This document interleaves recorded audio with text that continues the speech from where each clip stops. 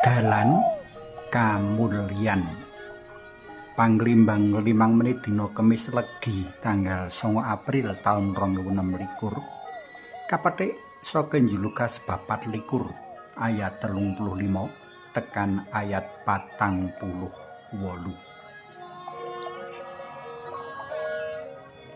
Isih eling to karo dalan pamentangan? Apa panjenengan darbi pengalaman khusus rikala mecaki dalan pamentangan? Manut pangrasaku, dalan pamentangan kuwi banget ing surem. Wiwit Gusti Yesus katangkep enggo kasarekake, anane amung sedih lan getih. Anane amung trenyuh lan eluh. Kapitayan kang kawulangake pancen kanggo nggayuh kamulyan kudu liwat kasangsaran lan panandang. Nanging suasana surem banget nyawiji karo panglimbang dalan pamentangan. Kanggo ngimbangi suasana sedih dalan pamentangan, Rama Martin Hogan ngajokake panglimbang dalan kamulyan.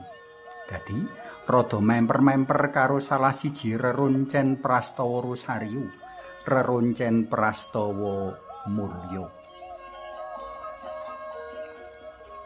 Prastawa-prastawa pangatingal dalam Gusti ing wiwit Minggu Paskah ketuk Pentakosta rikala kajejer jroning palerenan-palerenan bakal tinemu dalan kamulyan. Rikala uwong sacara mligi ndedonga dalan kamulyan kinantenan kelimbang prastawa mbaka prastawa mulya mesti bakal tuwuh ngrembaka ing ati rasa bungah mongkok sarta rasa-rasa liyane kang angel kagambarake marang Gusti Allah Maha Asih. Panglimbang mligi mring kamulyan saklebar kasangsaran temtu bakal nambahi sengkut lan gerguti kang ndedonga kanggo saguh nanggung salib minangka pendherek dalem Sang Kristus. Dalan kamulyan kawiwiti ing prastawa Gusti Wungu saka Sido. Palerenan sabanjure yaiku pangatingal dalem marang Kleopas lan kancane kang dek wingi padha kita lelimbang prastawani. Dene dina iki bisa kadadekake palerenan kaping 3. Sacara mligi ing palerenan kaping 3 iki dumadi 3 prastawa wigati. Sepisan prastawa sering pengalaman kabungahan kepanggih Gusti Yesus. Kanthi makantar-kantar murid loro Emmaus nyritakake pengalamane kaketingali Gusti Yesus. Kasusul Gusti Yesus rawuh ing satengahing wong-wong mau. Kapindho, prastawa kangelane para murid jroning nampa kasunyatan menawa Gusti Yesus temen-temen wungu saka Sido. Malah Gusti Yesus kasengguh memedi. Katelu, kupiya dalem Gusti ngyakinake para murid menawa kang ngatingal ing ngarepe wong-wong mau temen-temen Gusti Yesus kang wis wungu saka Sido. Sapetara kahanan kang lestari minangka titikan yaiku anane tatu-tatu tilas panyaliban dalem, tatu ing asta kekaro, tatu ing lambung, sarta tatu ing suku kekaro.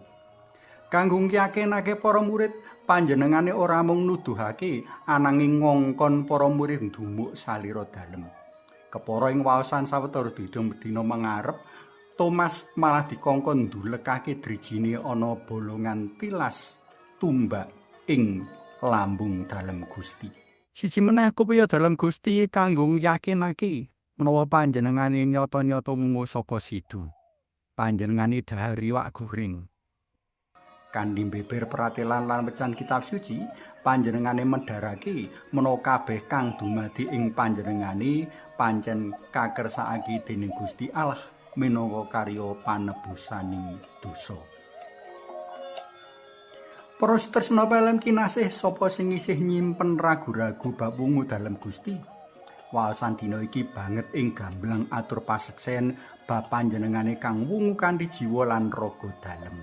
Prayoga kalimbang kanthi jero kanthi menep sak menep-menepe kinantinan panyuwunan amri sabda dalem iki ora ngabar rikala kaadhepake dening para begundane Dajjal kang nampik sangsara Sido enggo wungu dalem Gusti. Perjuangan kita yaiku ngantepake tekad, ngantepake kapitayan menawa Gusti Yesus wis wungu saka seda kanthi jiwa lan ragane kanggo nebus dosa manungsa.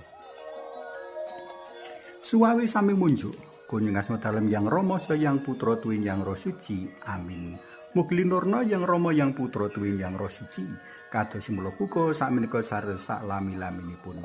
Amin. Kunjung asma dalem Yang Rama Yang Putra Tuwin Yang Roh Suci. Amin.